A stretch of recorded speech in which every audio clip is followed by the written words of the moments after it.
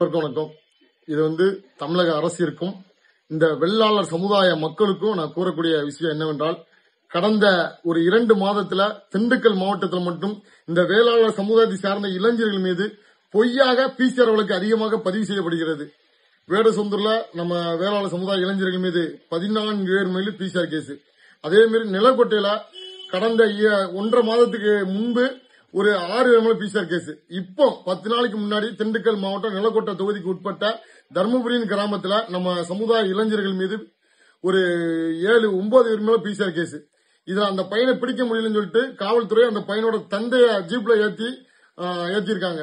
அந்த பிசிஆர் வழக்கு பொய்யான வழக்கு என்பது அந்த காவல்துறைக்கு தெரிஞ்சும் அந்த வழக்கை பதிவு செய்து எங்க இளைஞர்கள் மீது ஒரு வன்மத்தோடு இந்த இளைஞரோட எதிர்காலத்தை அவங்க மிகப்பெரிய கேள்விக்குறி ஆக்குறாங்க. காவல்துறையை வன்மையா கண்டிக்கிறோம். ஏன்னா நாங்க நேர்ல போய் பேசும்போது அந்த வழக்கு பொய்யான வழக்கு தான் தெரியும். ஆனா நாங்க வழக்கு பதிவு பண்ணலன்னா எங்க மீது அந்த எதிர்பார்த்துக்காரங்க வழக்கு திசை திருப்புறாங்க. மேல இருந்து கட்சிக்காரங்க அழுத்தம் கொடுக்காங்க. தமிழக முதல்வருக்கு ஒரு வேண்டுகோளா நாங்க சொல்லிக்கிறோம். என்னவென்றால், இப்படி போலீஸ் அதிகாரிகளை மிரட்டு அளவிற்கு அழுத்தம் கொடுக்கிற அளவுக்கு அரசியல்வாதிகளுக்கு யாரு தைரியத்தை கொடுத்தா, யாரு அவங்களுக்கு அதிகாரத்தை கொடுத்தா? அப்போ போலீஸ் காவல்துறை அதிகாரிகள் அரசியல்வாதிகளுக்கு கட்டுப்படணுமா?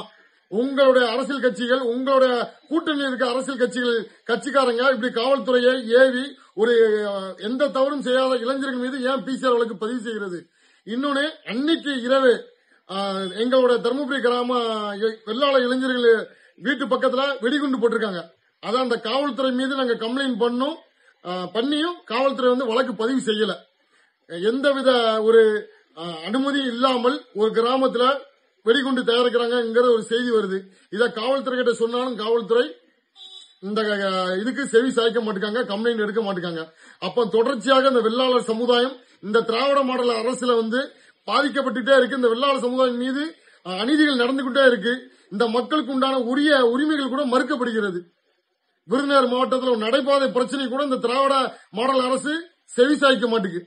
அப்பனா இந்த திராவிட மாடல் அரசு இந்த வெள்ளாளருக்கான உரிமைகளையும் வெள்ளாளருக்கான நீதியும் பெற்றுத்தரவில்லை என்றால், வருகின்ற 2026 சட்டமன்ற தேர்தலில் ஒட்டுமொத்த வெள்ளாளர்களும் ஒன்று சேர்ந்து திராவிட மாடல் அரசை நீக்குவதற்கு உண்டான கொள்கையை நாங்க எடுக்க வேண்டியது இருக்கும். அதுக்கு களப்பணி செய்வோம்.